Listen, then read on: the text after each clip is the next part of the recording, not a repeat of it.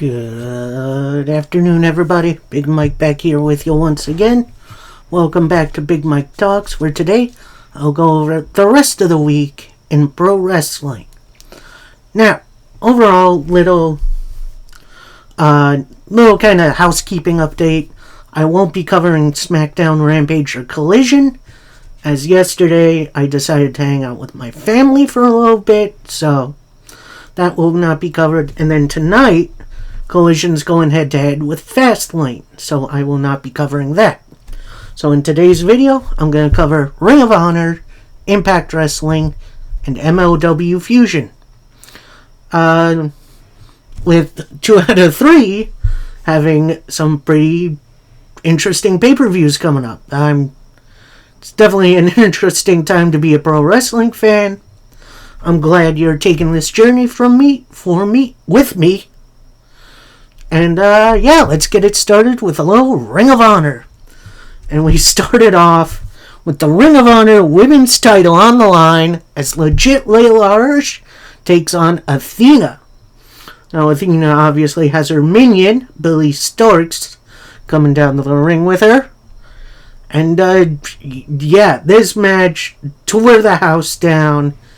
It was one of my favorite matches of the week. These two absolutely killed it with one another.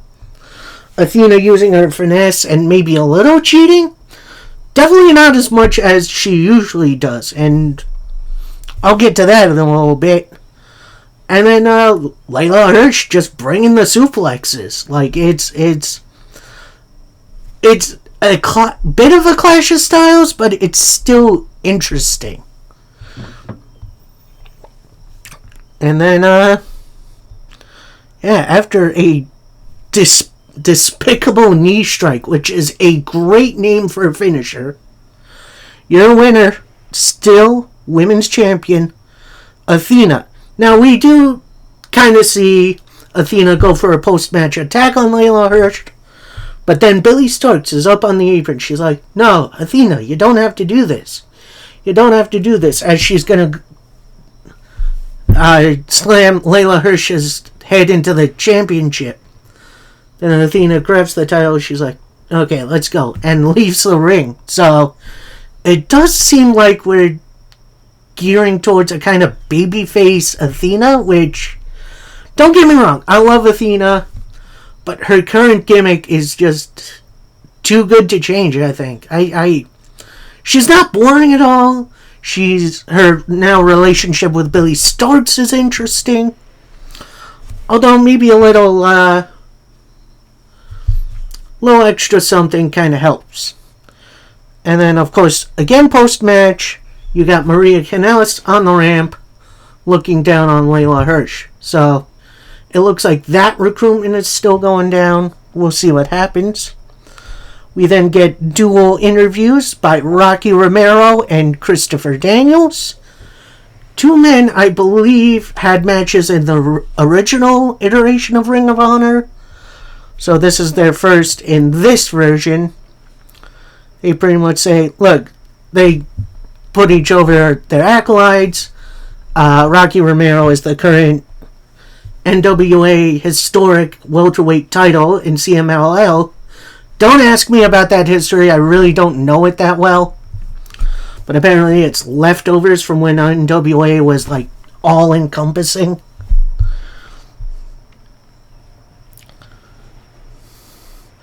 And then, post-interview, they shake hands. May the best man win. We then go into a pretty quick squash match between Josh Woods and Tyler Payne. Woods, I think Woods needs his title shot already. Him versus Shibata would be awesome. But, usual little squash match. Payne did get some stuff in kind of towards the middle, but after a Tilt-A-Woods, which is a great name for a finisher, your winner, Josh Woods. Next up, we got Rocky Romero taking on Christopher Daniels. And, this match was a whole lot of fun. It's crazy to think Christopher Daniels is 50 right now. I think he's over 50 now. Like, he's still going at a really high level. And it's great.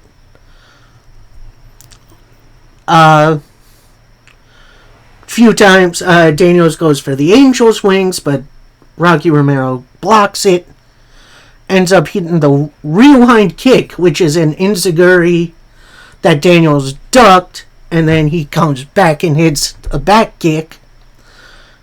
And then Rocky Romero hits a Shiranui, which is a kind of like top rope drop kick with like Daniels hanging onto the ropes to pick up the victory. And yeah, seeing those two in the ring together, very nice. Cannot wait to see what we get in the future from Rocky Romero. And we got some future coming for him, don't you worry. Then we go backstage to a distraught Dalton Castle. He's telling the interview, look, I got everything on my back right now. I'll figure it out, but I do it all to give the people what they want. And TV, ROH TV, is better when I'm on the screen. And it's what you all deserve. So, personally, I love Dalton Castle. He's a great character. He's a really good wrestler. And hopefully he gets his flowers sometime soon. And by flowers, I mean a championship. Because I think he deserves it. Next up, a very interesting little matchup as Scorpio Sky takes on former New Japan Strong Openweight Champion Fred Rosser, Mr. No Days Off. And yeah, honestly, this was a great little back and forth from the two of them. This was really, really good.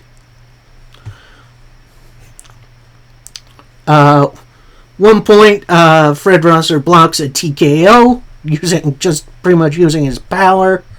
Scorpio Sky ultimately hits it after a while, a little bit after that, to pick up the victory. And in the end, they're kind of like head to head, and it's a nice moment. Although that kind of gets ruined early on by someone making I assume what was a gay slur, because Fred Rosser is queer. So hopefully that guy got the shit beat out of him, because that doesn't belong here. Anyway, moving on, we then move on to 6-woman tag team action players, as Lady Frost teams up with the Renegades to take on Sky Blue, Kiera Hogan, and Willow Nightingale. Now, obviously, Sky Blue, since getting misted by Julia Hart, her infection has become a bit more clear. She's not smiling down to the ring anymore. And you're kind of seeing it a little bit in Willow Nightingale as well. So, those definitely some nice touches from AEW. And, yeah, this was just, like, mile-a-minute action. A bit tough to keep up with, considering now the Renegades look alike, in which I was really able to tell them apart for a while. Now I really can't, which is kind of annoying. But overall, action was really good.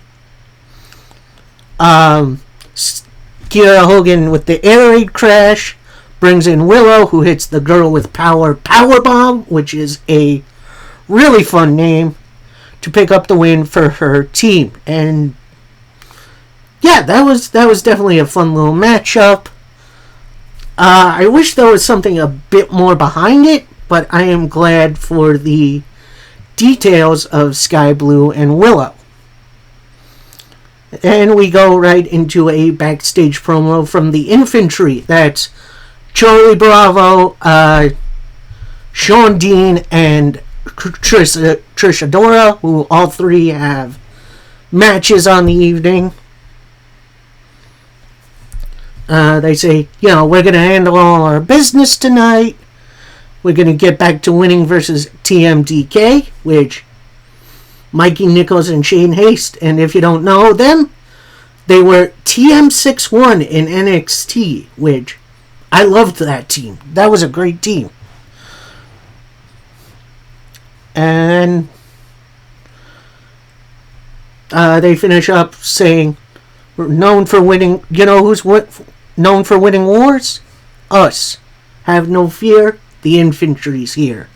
Nice little sign off from the infantry. I really like what they're doing. And yeah, I hope they get back to winning soon. Next up, bit of an extended squash match as we see Ethan Page taking on Invictus Cash. Yeah, definitely a nice little extended squash. Cash definitely got some of his stuff in, including getting out of an Ego's Edge, which I can't remember the last time I saw that move. But whatever. Then after a middle rope cutter, which that was nutty, your winner, Ethan Page. We then get an interesting backstage interview with Tony Nese and Smart Mark Sterling, with Mark Sterling pretty much saying, look, we've been doing the research in Seattle, and we know what's due to the obesity rate, brings up a loaf of bread. Carbs. Carbs are the enemy, and tonight we are gonna wage war on bread, as Tony Nese is gonna take on the leader of Bread Club, Satoshi Kojima, which honestly Kojima is a great little character. He is too good for this world, man. Anyway, we go right into the tag team match as TMDK, that's Shane Haste and Mikey Nichols, with Bad Dude Tito managing them, taking on the Infantry. And honestly, this was an awesome little tag team match. It was given a lot of time.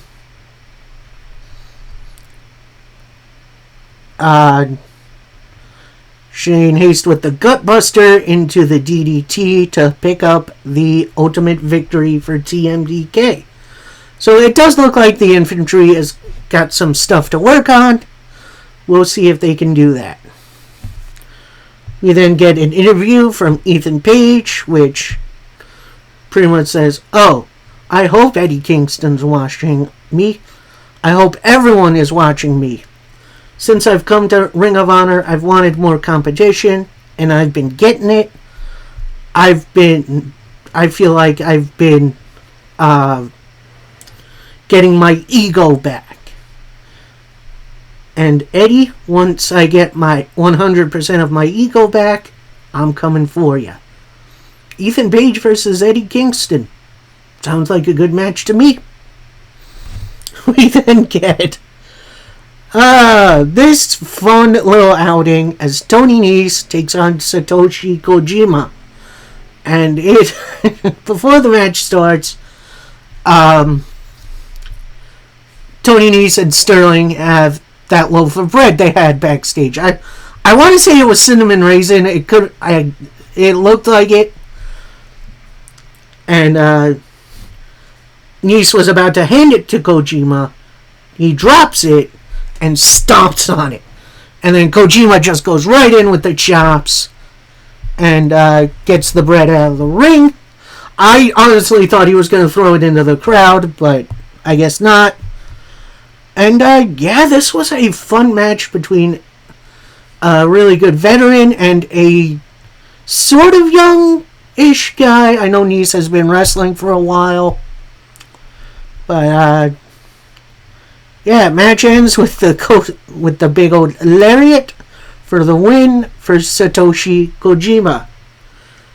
Like I said, it was a fun little matchup. I'm glad to see Kojima back in the ring.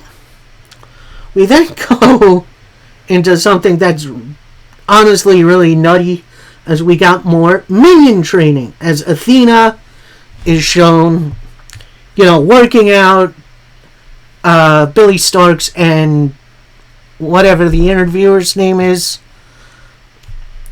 And by the end, Athena tells Billy, look, you still suck, but we've got one more lesson to teach later on tonight, in which we roll right into that as we see Billie Starkz taking on Trish Adora.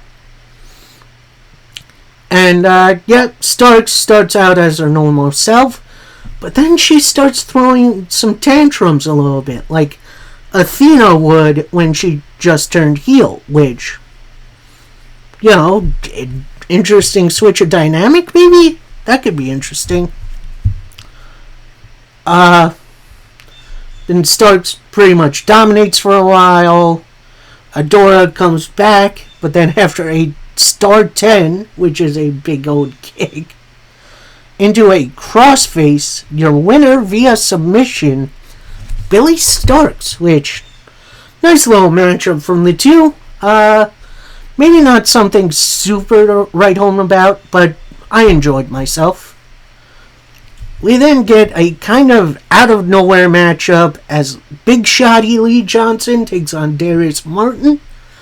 And this match was a mile a minute. It was action, action, action, all the way through until Darius Martin hits a big old frog splash for the victory. I do wish this match was given a bit more time, but I do understand why it wasn't, because this next matchup is a Four Corners tag team match, playa. As the Workhorsemen, that's JD Drake and Anthony Henry, take on the Iron Savages, that's Bronson and Boulder, take on Shane Taylor Promotions, that's Lee Moriarty and Shane Taylor himself, and the newest team on the block, Cole Carter and Griff Garrison. Who the heck is Griff Garrison? I don't know. Looks like Jungle Boy, but taller.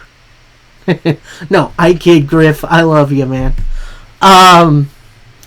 Overall, this was very chaotic matchup, especially with a bunch of extra bodies.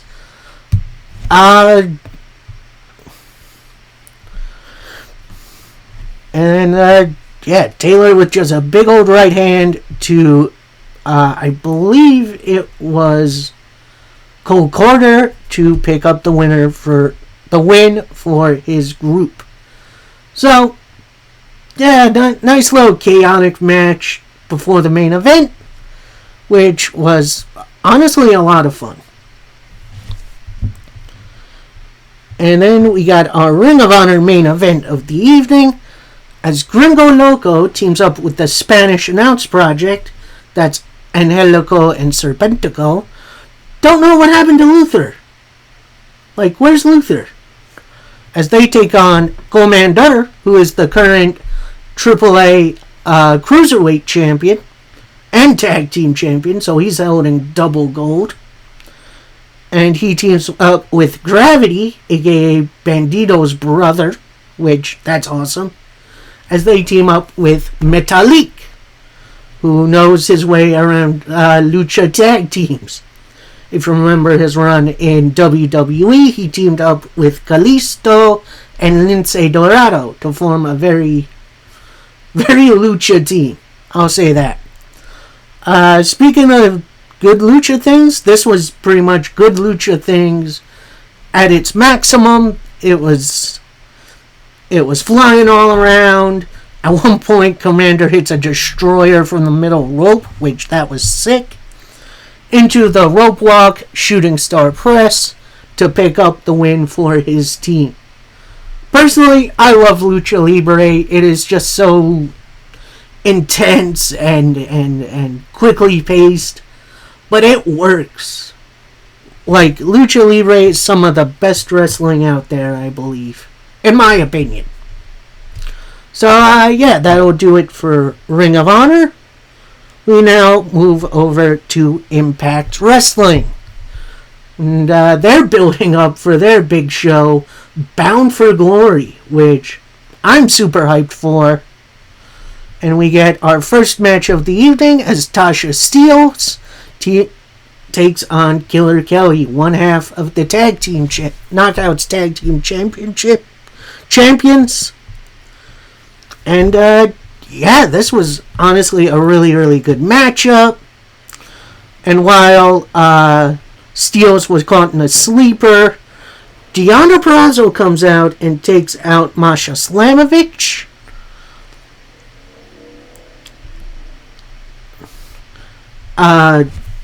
Steel then gets out of the move, hits a blackout to pick up the victory over the tag champs. So it does look like we're getting Tasha, Steel, and Purrazzo taking on MK Ultra for the tag straps at Bound for Glory, which should be a dang good matchup. Alright, next up we got John Skyler backstage, and he walks into the locker room of the Shawtourage. He's trying to recruit Savannah Evans as his tag team partner for Fans Revenge. And then Shaw pretty much says, "Whoa, I've seen you begging everyone online. Oh, she'll be the first woman I asked." And that offends Shaw a little bit. And she's like, they are like, "Okay, you're not going to get Evans, but I do have someone that'll be your partner that needs a little bit of punish to get his butt kicked anyway, Jay Vidal." So, yeah, we're going to see Jay Vidal and John Skyler team up. Should be entertaining. And we get the start of a Jonathan Gresham backstage interview, talking about how, he feels like he's been cheated for a while. Then in comes Mike Bailey interrupting. Pretty much says, "Look, I thought our rivalry was supposed to be about who's the best. What was that last week with you grabbing my tights? What are you doing?" And before Gresham answers, he walks off. So it looks like we're getting a heel Jonathan Gresham coming soon. Maybe he'll get his team group back together. We'll see. Then we get a Tommy Dreamer in-ring promo. It says, "Yeah, I've requested this time so I can talk with Crazy Steve." Then Crazy Steve comes out. He has his Feast or Fired case. And he pretty much says, "Look, Steve, if you just wanted a title shot, I could have just granted it. You could have just asked me." Then he goes in on a little bit of history of him and Steve, where when Steve first got into TNA, they would be on the road. They would share hotel rooms, so Steve would have a little bit more money in his pocket, in which Impact, pay you guys. Just saying.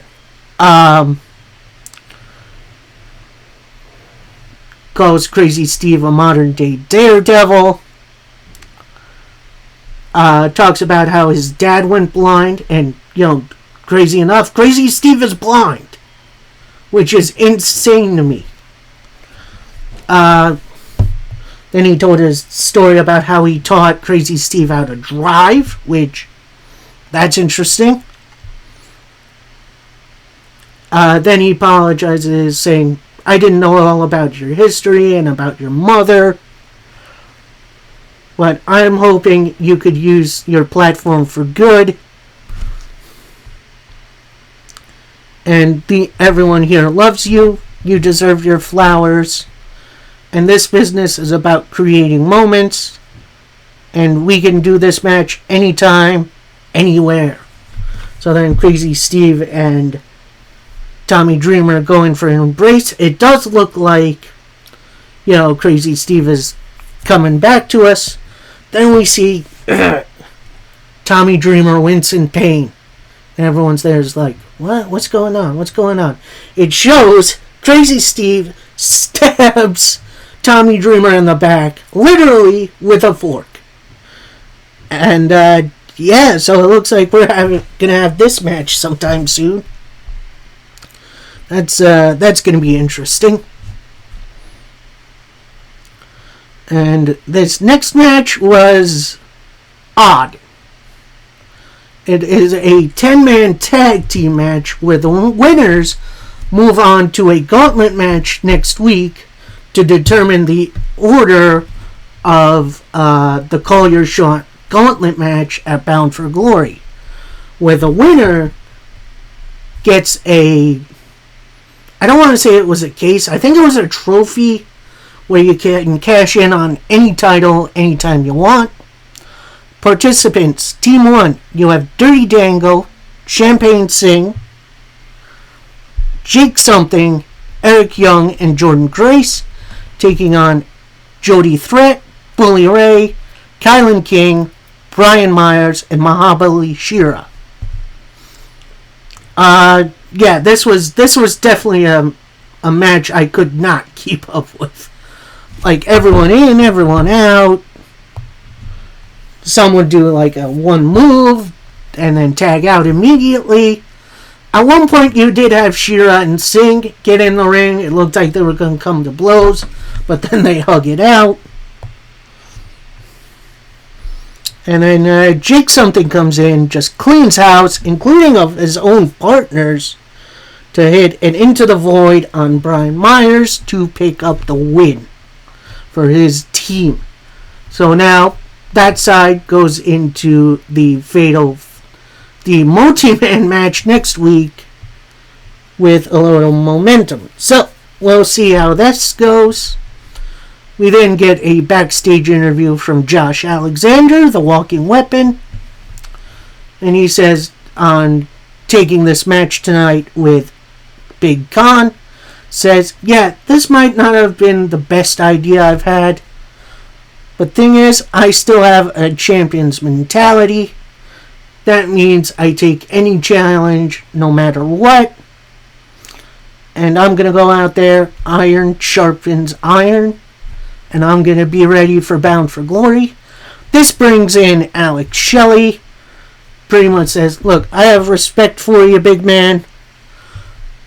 But we all know Khan is going to have Dina out there. So I'm going to be at ringside for you. I'm going to be on commentary. But I'm not doing this for you. I'm doing this so you could be at your best for Bound for Glory, which, yeah, a little interesting development for this storyline. We then get a Trinity interview, pretty much going over her history with Mickie James, saying that we're both going to bring our best at Bound for Glory, but I'm still going to walk out as champion. We'll see, Trinity. We'll see. Next up, it's Fans Revenge Tag Team Match. Now, what this means is that we have a select group of fans, and I do mean actual fans, not plants, not extras. These are actual fans. They're standing around the ring, and they have straps. And anyone who would happen to fall out of the ring would get smacked until they get back in, which, it's a brutal stipulation, and I honestly kind of love it. As we have the ABC, that's Ace Austin and Chris Bay, taking on John Skyler and Jay Vidal. Bay and Skyler started off, nice little back and forth between the two. Skyler almost immediately goes over the top rope, gets forced over the top rope, and the fans just start whipping him. Like, ooh, that's rough. Eventually, Skyler gets back into the ring, throws Chris Bay over, but then they're all like, oh, hey, how you doing? And one fan gets a too sweet, which is just, oh, that's awesome. Goes like that for a little bit longer until the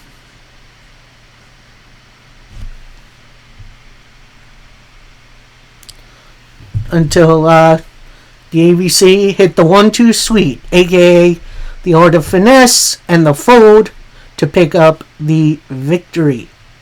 So now that we do have the ABC getting past the good hands, maybe we'll see them challenge the Rascals, which, don't worry, that's coming. We then get Moose's first singles match in a while as he's taking on Bhupinder Gujjar. Definitely an interesting powerhouse versus kind of powerhouse matchup. Gujjar has definitely gotten a whole lot better since he started with Impact. But after a powerbomb and into a spear, your winner is Moose. Now, post-match, Moose and Myers are celebrating in the ring. He has the Feast or Fired World title shot in his hand. Out comes Steve Maclin, and he's like, okay, look, you know I brought that case down, and the only reason that you have it is Rhino scored it out of my hands. So I want that shot now. I want that case. I want that contract right now. Moose retorts, look, brother, do you think I'm stupid? Last I checked, hold on.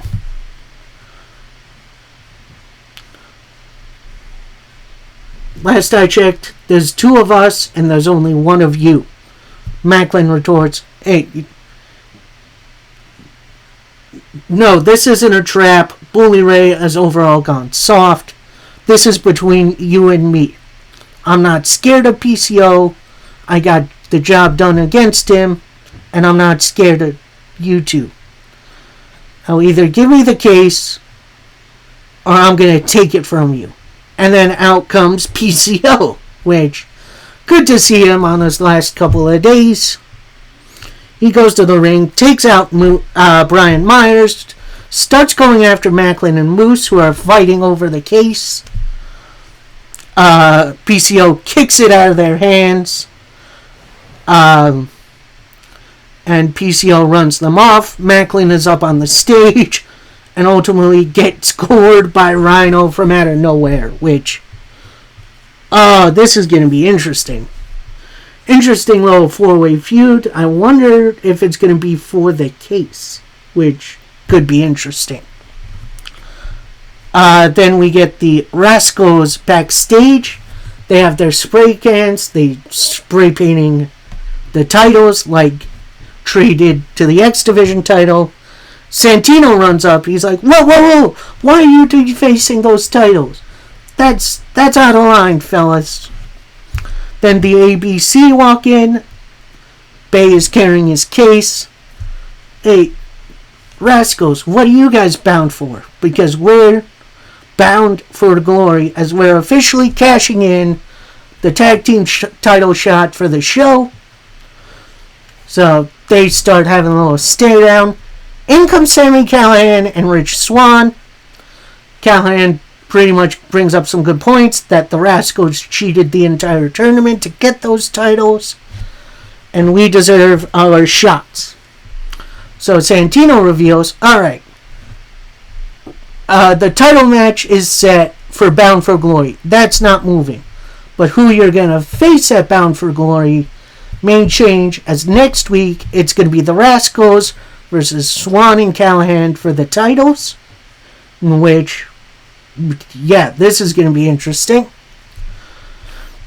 And before the next match starts, we get Alex Shelley going down to the commentary desk as we have Big Con of the Design taking on the walking weapon, Josh Alexander. And I hate to do this, but this was a very, very weird match. Having Khan in the main event after the Design has been losing for a while, I don't know. I feel like there could have been a better main event level matchup that Josh Alexander could have. The match itself wasn't bad per se, but it also wasn't. It you can tell that Khan has really slowed down at his age, and yeah, it was It was intense for sure, but it felt like kind of a nothing.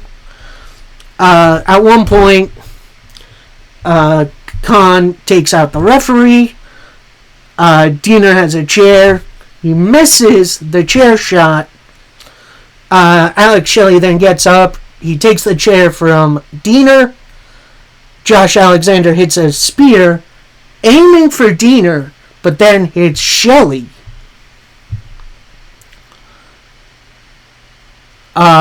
They get back into the ring. Ref is back up.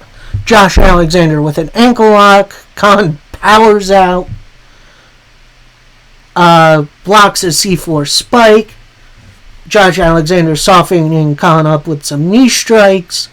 C4 spike for the win for Josh Alexander. Then Shelley gets in the ring, gets in the face of Josh Alexander, and then hits him with the shell shock. So it does look like Alex Shelley is going heel from now, at least, which I think is the right way to go. Josh Alexander is just too pure of a baby face to really, go heel. Overall, Impact was fine. I wouldn't say it was overly good, but it wasn't bad either. So, and the build for Bound for Glory gets interesting. And finally, we go into MLW Fusion, where we kick off with a Tornado Tag Team match. Now, what that means is no tags are necessary. Both members of the team can be in the ring, and apparently weapons are legal, which, interesting, whatever. As we have the Calling with their newest member, Cannonball, and one of their masked minions with the gas mask on, taking on members of the Second Gear crew. That's one called Manders and Matthew Justice. And, before the match gets started, the Calling gets like all the weapons in the ring, and they just start beating the heck out of each other. This is pretty much Game Changer Wrestling on a more mainstream show, although MLW isn't exactly mainstream, it's on YouTube.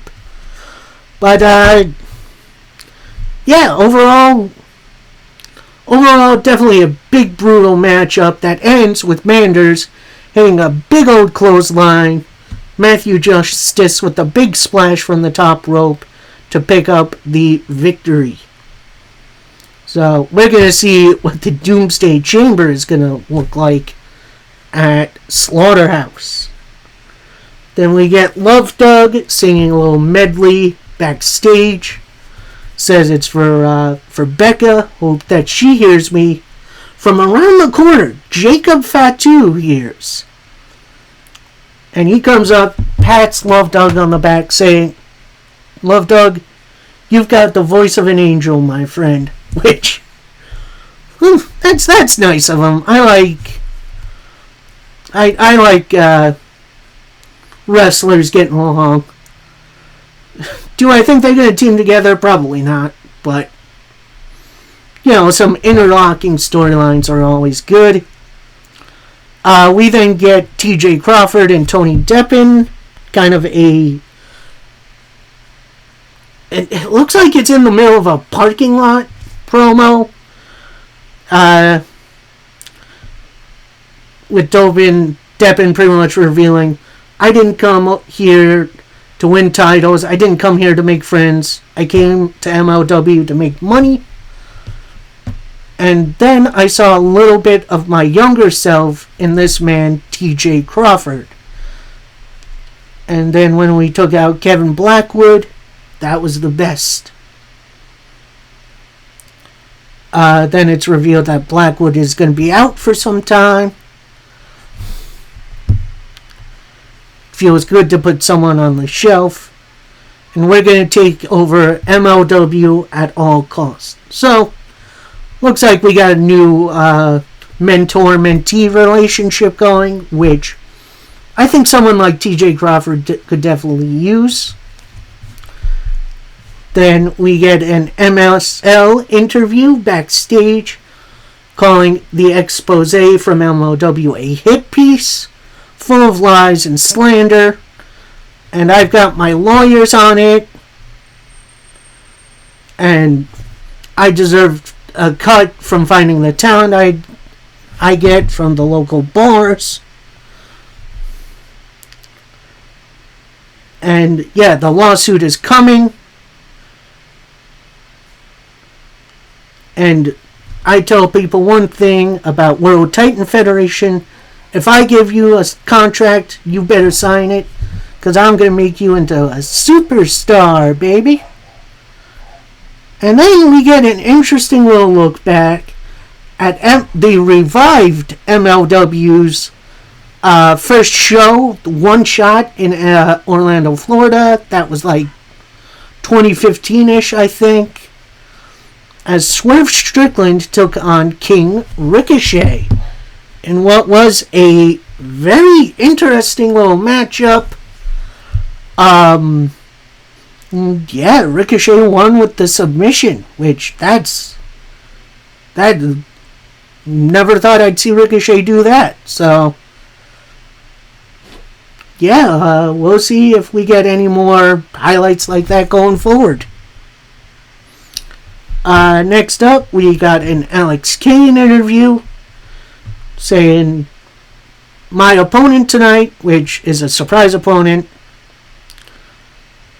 I'm not going to take him to Suplex Island, I'm going to take him to Hull Island.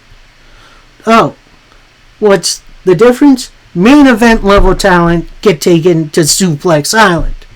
Meanwhile, Hull Island is a longer trip and may run out of gas before we reach our destination. We then get a little promo from Selena De La Renta, who is in Mexico, saying, I made the impossible possible. I brought CMLL and MLW together, but that doesn't come without a price, and you're going to pay soon. So, we'll see what this leads to. Hopefully it isn't just a CMLL invasion angle. But, we'll see. Then we get a little pre-taped promo from The Calling, saying Selena De La Renta is back. She wants power, gold, but we lived for desecration, not desecration, but like mutilation. And Rocky Romero, you better be ready for Slaughterhouse, because I will too. Then we get our main event as we see Alex Kane taking on a World Titan Federation surprise opponent, who ends up being Gene Snitsky, the so far newest member of the crew. And overall, this was a very weak main event. Like, the styles of these two, like, you had, Alex Kane trying to do his mat wrestling stuff, while Snitsky was trying to do his, big, tough guy stuff, and it just did not work as a main event. Thankfully, after a couple of big moves by Snitsky, a scoop slam, a missed senton, in which Alex Kane locks in the fade to black for the submission win. Despite that main event, overall, MLW Fusion was alright, and it was a interesting build to Slaughterhouse. Alright, that is it from me from today. I hope you all enjoyed. Please like the video, comment what you thought about the rest of this week in wrestling, and like I said, I'm going to have a review out for Monday for Fastlane tonight, because on Tuesday, things are going to get a little crowded, as we not only have NWA Power, But we have NXT, which I'm not going to cover. I'm probably not even going to watch, because AEW Dynamite, who has been preempted by the Major League Baseball playoffs, moves to Tuesday. So we got a little revitalization of the Wednesday Night Wars. So definitely going to be an interesting time to be a wrestling fan. Thank you for going on this journey with me. And until next time, happy wrestling, everybody. Peace.